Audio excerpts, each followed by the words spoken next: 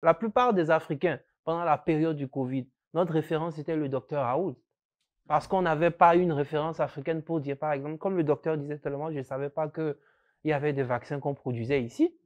Or, si c'est destiné à la population, si la population ne sait pas elle-même qu'il y a des trucs qu'on produit ici, faits par les Africains, pour des Africains, on va toujours rester dans cette psychose-là.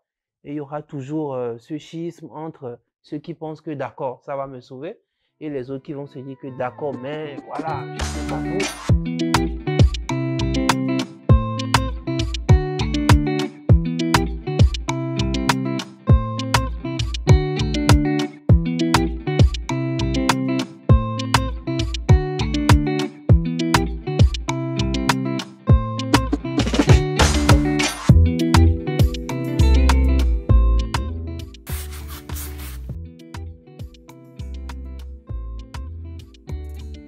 Salut à tous, salut à toutes, bienvenue dans ce nouvel épisode de Back to Doc.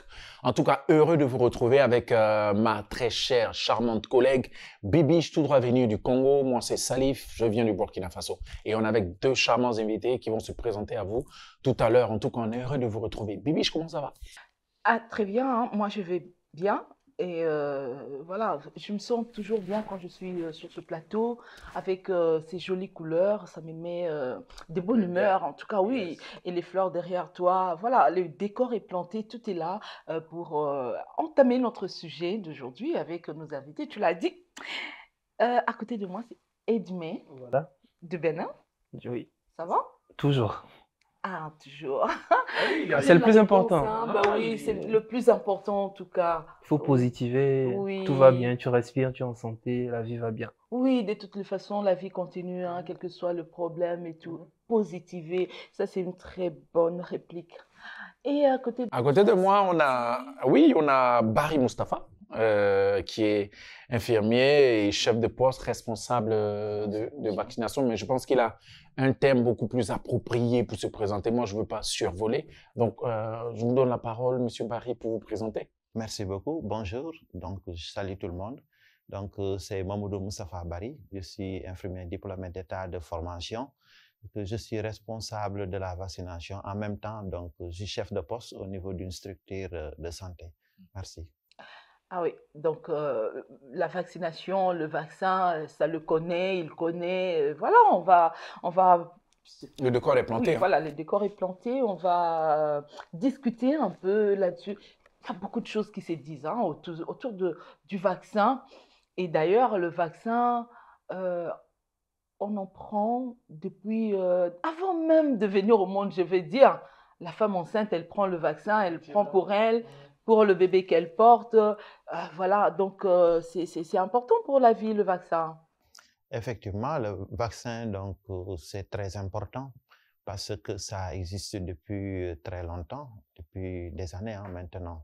Donc, le vaccin, donc, son importance est tellement capitale qu'actuellement, dans pratiquement tous les pays, il existe, n'est-ce pas, donc un programme appelé Programme Citoyen en Afrique, un programme élargi de vaccination. Donc, l'enfant qui naît jusqu'à un certain âge donc, doit prendre des vaccins. Donc, si on prend un exemple comme le PEV, le programme élargi de vaccination, donc dès que l'enfant est né, donc avant d'avoir 3 mois, il doit prendre ce qu'on appelle le BCG. Donc, le BCG est le polio zéro, donc c'est-à-dire le vaccin contre la poliomyélite. Donc, à la naissance, jusqu'à 3 mois. Maintenant, au bout de 6 semaines aussi, l'enfant doit prendre d'autres vaccins. Non seulement il doit prendre le Penta 1, Polio 1, Rota 1, donc ainsi de suite. À 10 semaines aussi, l'enfant encore prend encore le Penta 2, Pneumo 2, Rota 2. Voilà. Au bout de 10 semaines, donc on répète la même chose et au bout de 15 mois, donc il y a le RR1 et le R2. Donc tous ces vaccins que je viens d'énumérer, donc luttent contre certaines maladie. Moi, je voudrais aussi, parce que je vois Edmé hocher la tête, donc ça veut dire que... Je comprends un peu le jargon, oui. Voilà, alors, je ne sais pas, Edmé, si toi tu connais un peu qu'est-ce qui entre dans la composition du vaccin, mais moi, je voudrais un peu savoir qu'est-ce qu'on nous inocule là, dans le corps. Bon, il y a des vaccins, il y a différents vaccins. Donc, il y a des vaccins atténués, il y a des vaccins inactivés, donc il y a des vaccins lyophilisés. Donc, il y a des vaccins qui se présentent sous forme de liquide dans des flacons. Vous savez que les vaccins répondent à certaines normes. Si je dis les normes des vaccins, les vaccins doivent être très bien entretenus. Donc, lorsque vous prenez un flacon de vaccin, il y a un carré là-dessus. Et ce carré là-dessus, on vous dit que le vaccin doit être conservé dans une température entre 2 et 8 degrés. Maintenant, ça ne veut pas dire que le vaccin, il y a sur une étiquette donc, qui dit que ce vaccin doit périmer telle année ou tel jour. Mais si le passif de contrôle du vaccin n'est plus bon, si l'étiquette est enlevée sur le flacon, le vaccin n'est plus utilisable. Parce que les vaccins sont classés par stade. Il y a stade 1, stade 2, stade 3 et stade 4. Un vaccin à un stade 1 peut être utilisable. Voilà, peut être utilisable. Et stade 2 peut être utilisable. Mais stade 3 et 4, vous voyez sur le carré que ça devient noir. Ça veut dire que ce vaccin-là, ce n'est pas possible de l'utiliser. C'est sur le carré que cette transformation-là s'opère déjà. Effectivement. Okay. Maintenant, qu'est-ce qui peut provoquer cela? Donc, vous exposez les vaccins dans une chaleur, vous congelez le vaccin. Les vaccins, ça ne se congèle pas, n'est-ce pas? Il y a des vaccins qui sont sensibles à la chaleur, d'autres sont sensibles à la glace, à la fraîcheur et tout ça. Maintenant, ce qui est bon pour un vaccin, pour tous les vaccins, je dirais, ils doivent être conservés entre une température de 2 à 8 degrés. Voilà, pour l'efficacité des vaccins. Mais moi, j'aimerais bien poser une question parce que je sais que Edmé, comme moi, tu as un peu vu dans nos quartiers, dans nos ruelles, les gens qu'on délègue pour venir nous vacciner. Souvent, c'est des personnes qui sont en blouse blanche avec juste une thermos, avec la thermos à côté. Moi, en même temps que vous parlez de conservation de 2 à 8 degrés, la question que je me pose, c'est est-ce que c'est pour créer la confiance justement entre les populations qu'on va vacciner, et la vaccination vraiment proche du peuple là, qu'est-ce qui me garantit, moi, quand quelqu'un vient ouvrir ma porte avec juste son sac thermos que moi je vois là, que le produit qui est à l'intérieur respecte les normes de conservation dont vous parlez, qui est entre 2 et 8 degrés. Qu'est-ce qui me dit ça? Parce que moi, quand je vois la tasse, j'ai l'impression que c'est les yaourts qu'on met dedans, là, les glaces qu'on met dedans là, mais je me demande c'est quoi la température. Est-ce que c'est respecté? Je comprends votre préoccupation. Même nous, pour faire parvenir les vaccins du district à nos structures, n'est-ce pas, ça doit respecter certaines normes. C'est-à-dire, quand vous allez prendre les vaccins, vous les mettez dans une glacière, n'est-ce pas, avec des accumulateurs. Les accumulateurs, vous les connaissez, les accumulateurs? Donc, c'est des petits récipients donc, en forme rectangulaire et plat. Oui, là, il y a de l'eau. Mais ces accumulateurs-là, on dit que ces accumulateurs doivent être conditionnés. C'est-à-dire que ces accumulateurs ne doivent pas être glacés. Ça doit être conditionné. C'est congelé au frigo, vous les ressortez. Et dès que vous les ressortez, vous attendez que la glace se fond. Et donc, dès que vous les faites remuer, vous entendez des clapotis. Donc là, vous les mettez, vous les rangez dans une glacière. Et à l'intérieur de la glacière aussi, il y a un appareil que vous glissez à l'intérieur de cette glacière-là qui vous prend la température. Voilà, la température. Okay, voilà, c'est en temps réel. C'est le thermostat. Il y a un thermostat à l'intérieur. Maintenant, vous parlez des relais communautaires qui, lors d'une campagne, ça, on les appelle les campagnes. Vous savez, quand il y a une épidémie qui sévit quelque part, on vous dit que donc, dans tel quartier, on a recensé 2 enfants qui ont la rougeole, quelque chose comme ça. Donc, ce qu'il y a à faire, d'abord, il faut aller dans ce quartier, d'abord. regardez dans les carnets de vaccination, tous les enfants. Vous faites l'investigation. On fait une investigation, c'est ça. Maintenant, donc, dès que l'investigation est terminée, on va faire maintenant ce qu'on va dire un rattrapage.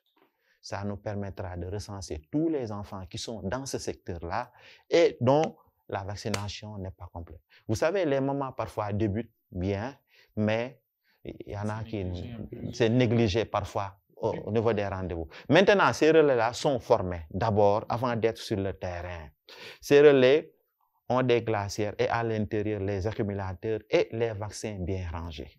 Et on les forme comment tenir les vaccins, à quel moment je peux dire que ce vaccin-là n'est plus utilisable. C'est ce que j'ai dit tout à l'heure lorsque je parlais de passif de contrôle, PCV, passif de contrôle des vaccins. Dans chaque vaccin, il y a un passif de contrôle.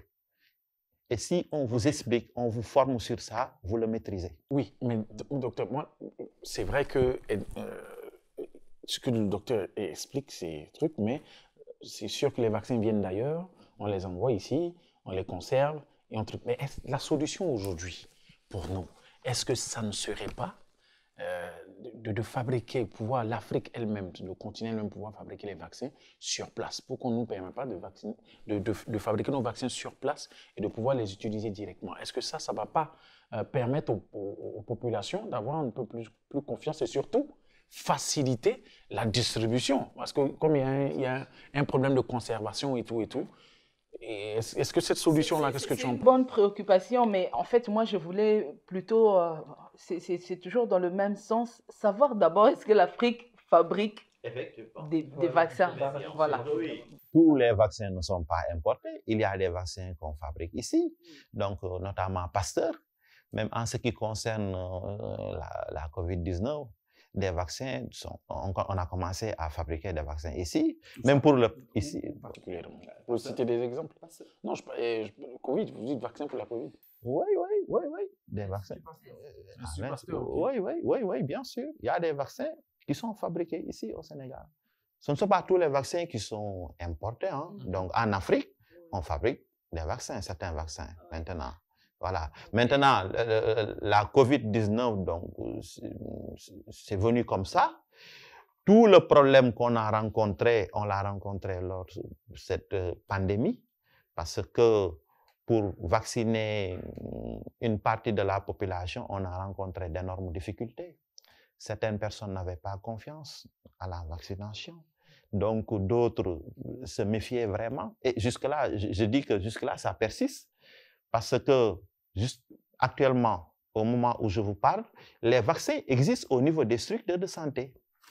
Mais, pour avoir quelqu'un qui vient pour se faire vacciner, il faut qu'il n'y a pas l'engouement. Non seulement il n'y a pas l'engouement, mais comme c'est obligatoire, si tu veux voyager, il faut obligatoirement avoir une carte de vaccination. Les gens ne viennent que quand ils voyagent. Voilà, quand ils voyagent. Alors que le vaccin contre Sinopharm est là, donc le vaccin Johnson & Johnson est disponible. Voilà, tous ces vaccins. Ça, c'est pour Covid, mais il y a des vaccins de routine, des vaccins dont on a parlé déjà depuis les débuts de l'émission. Moi, je voudrais savoir l'attitude, par exemple, Edmé, ton attitude face au vaccin. En général, hein, bon, Covid, c'est vrai que c'est un cas particulier, c'est arrivé comme ça, on a fait les choses vraiment hâtivement parce qu'il fallait trouver vite des solutions, les gens commençaient à mourir et tout ça. Mais ton attitude, en fait, face au vaccin, en général, je sais que d'ailleurs, tu as été vacciné dans ta petite enfance, hein, mais après, des campagnes de vaccination, il y en a et tout. Tu regardes ça comment? Bon, là, déjà, je vais parler pour moi, d'accord? Bon, de mon expérience, je sais déjà qu'au Bénin, par exemple, quand on parle de vaccination, c'est plus une question de nos parents ont fait, nous aussi on fait. Donc, la plupart du temps, les mamans qui viennent pour vacciner leurs enfants ne savent même pas souvent ce que contient le vaccin. On dit juste que oui, ça le protège du tétanos, tel truc. Donc, ça s'arrête là. Si on inocule le vaccin à un enfant, par exemple, et qu'il développe des effets secondaires ou autres, bof, on se dit, voilà, c'est juste le vaccin, c'est tout.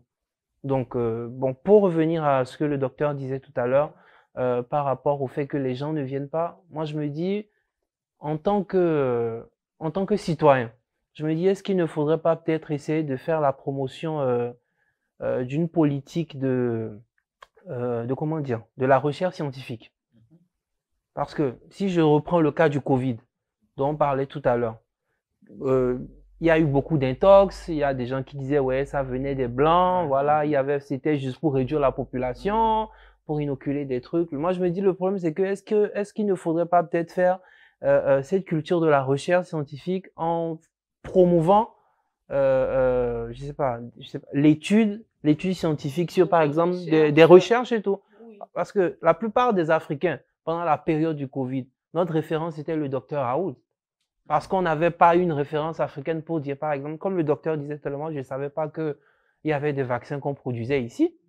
Or, si c'est destiné à la population, si la population ne sait pas elle-même qu'il y a des trucs qu'on produit ici, faits par les Africains, pour des Africains, on va toujours rester dans cette psychose-là. Et il y aura toujours ce schisme entre ceux qui pensent que d'accord, ça va me sauver, et les autres qui vont se dire que d'accord, mais voilà, je ne sais pas trop d'où ça vient. Edmé pose donc le problème de la recherche scientifique en Afrique. Alors, on peut dire quels sont les défis de la recherche scientifique, la recherche en Afrique? Bon, moi, ce que j'en pense, donc, je sais qu'en Afrique, on a d'imminents, donc, je dirais, des gens, chercheurs, hein, Oui. voilà, qui sont en train de faire leurs preuves. Je dirais que la recherche, ça se fait tous les jours, hein. Les vaccins, il faut des moyens, il faut investir vraiment voilà, dans la recherche. il faut des moyens, donc ils participent même, n'est-ce pas, à la création toujours de nouveaux vaccins, même s'ils sont à l'étranger ici. Je crois que nos gouvernants doivent encore s'impliquer davantage, n'est-ce pas, en y mettant des moyens, parce que la ressource humaine, elle est là. Moi, pour compléter, pour juste suivre la fenêtre que Edmé a ouverte, je pense qu'aujourd'hui, il faut, au-delà même des vaccins qui sont produits ici, casser l'idée que les gens ont du fait que c'est forcément parce que ça vient de l'extérieur que c'est bon. Parce que je me souviens on s'amusait à entendre une phrase qui disait qu'en Afrique, des chercheurs qui cherchent, on en cherche. Non, des chercheurs qui cherchent, on en trouve. Mais les chercheurs qui trouvent, on en cherche. Souvent, on a beaucoup entendu ce type de propos-là, parce que quand il prend l'exemple du professeur Raoult, effectivement, tout le monde était accroché au professeur Raoult.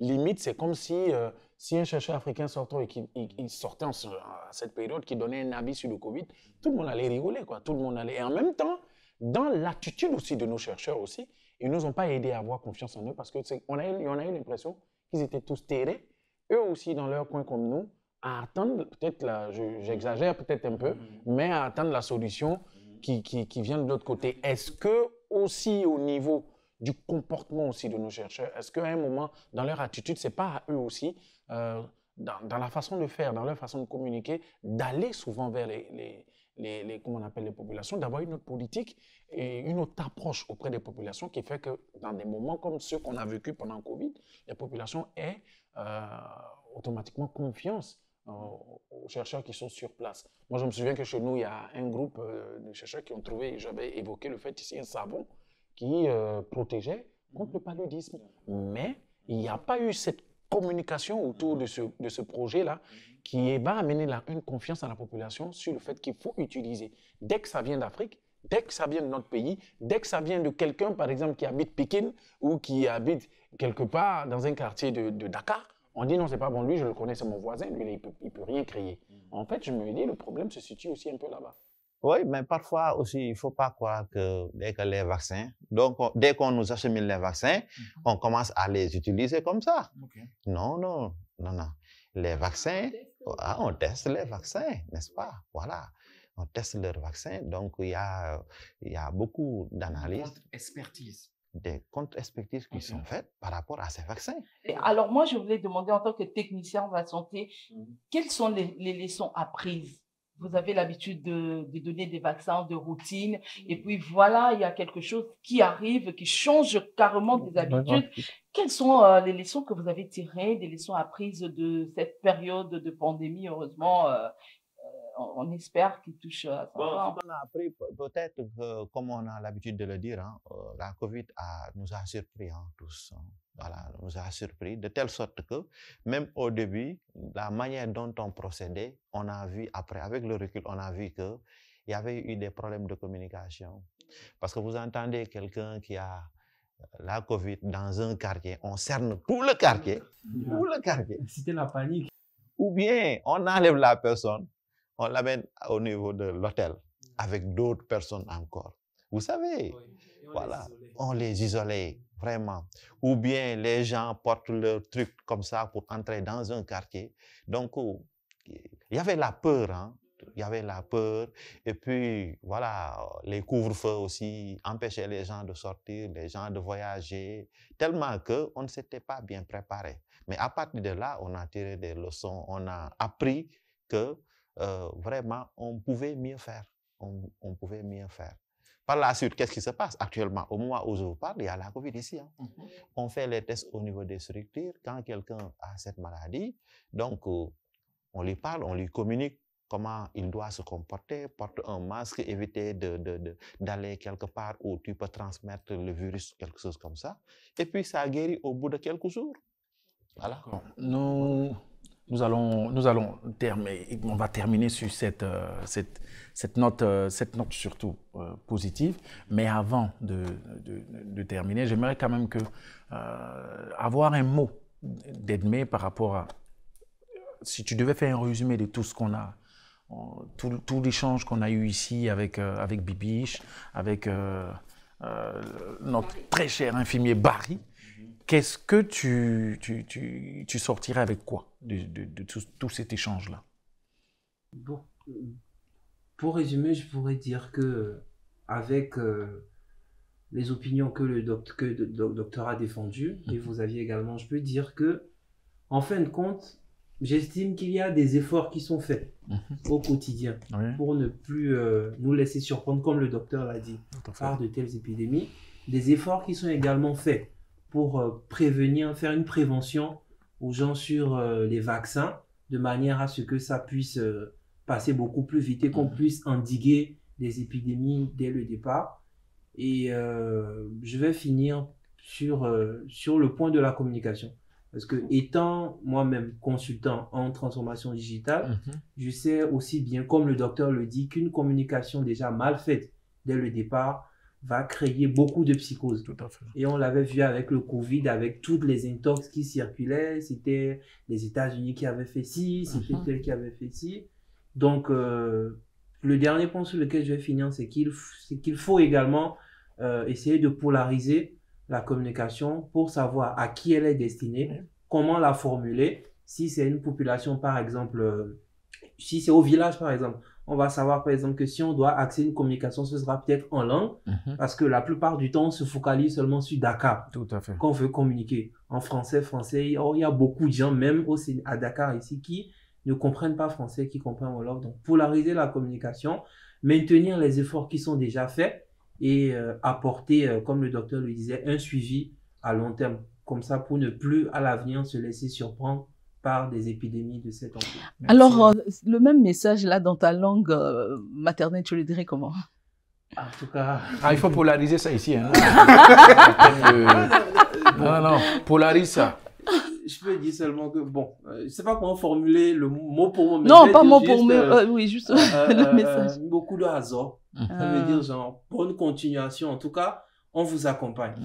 Parce que comme vous l'avez dit, en fin de compte, c'est quand même beaucoup de procédures de réglementation. Donc, on aura beau en discuter ici, beau tirer des leçons, il faudra ensuite savoir comment les appliquer uniformément. Non, l'idée pour Bibi, je vais compléter. Je pense que l'idée, pour nous, en ayant ces genres de débats, comme je l'ai toujours dit, comme avec Bibiche, on pense la même chose, qu'on n'impose pas notre vérité. Ce n'est pas une vérité qu'on a, c'est une pensée, c'est un débat qu'on a entre jeunes Africains et qu'on aimerait porter au-delà de cette caméra-là.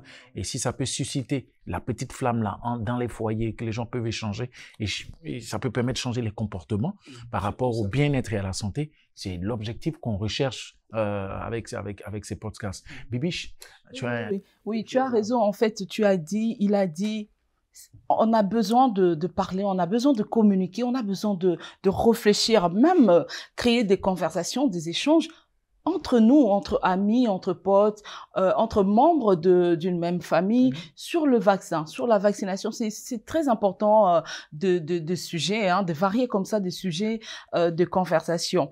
Alors, moi, je suis vraiment tout à fait d'accord avec Edmé lorsqu'il parle de l'aspect communication, parce que en fait, quand il y a des problèmes, il y a cette méfiance, il y a la stigmatisation, c'est tout simplement parce que le contenu du message ne peut être pas adapté. Donc, il faut bien faire le message, bien élaborer les messages, bien communiquer, hein, bien le présenter pour que on puisse comprendre en fait et prendre des décisions en connaissance des causes. Et moi, je vais vraiment insister par rapport à nos gouvernements, investir dans la recherche scientifique.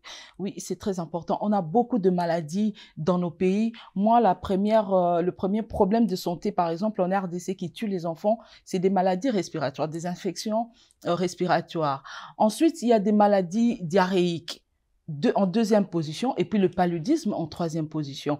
Alors, on a vraiment besoin qu'on mette des moyens pour qu'on puisse trouver des solutions par rapport à tous ces problèmes-là de santé, mettre en place de vaccins, rendre accessible aussi, hein, parce que parfois il y a des inégalités dans l'accès au vaccin. Donc, rendre accessible le vaccin, le traitement, pour que, en fin de compte, on puisse atteindre l'immunité collective par rapport à tous ces problèmes que nous décrions.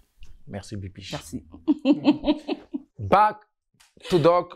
Aujourd'hui, nous avons reçu Edmé du Bénin et Barry du Sénégal, infirmier de son état. En tout cas, le message reste le même. Communiquez au maximum et ne communiquez pas uniquement pour une élite, communiquez pour la grande masse. Parlez trouvez un langage adapté pour la ville et un langage adapté pour le village. Parce que les masses ont besoin de savoir. Les masses, pas qu'elles n'ont pas confiance au vaccin, elles ont besoin chaque jour d'entendre un discours qui les rassure, qui leur fait comprendre que nécessairement, il va falloir qu'on s'ouvre, qu'on se vaccine et surtout qu'on ait la bonne attitude et qu'on puisse protéger nos générations. Back to Doc, merci de nous avoir suivis. On est ensemble.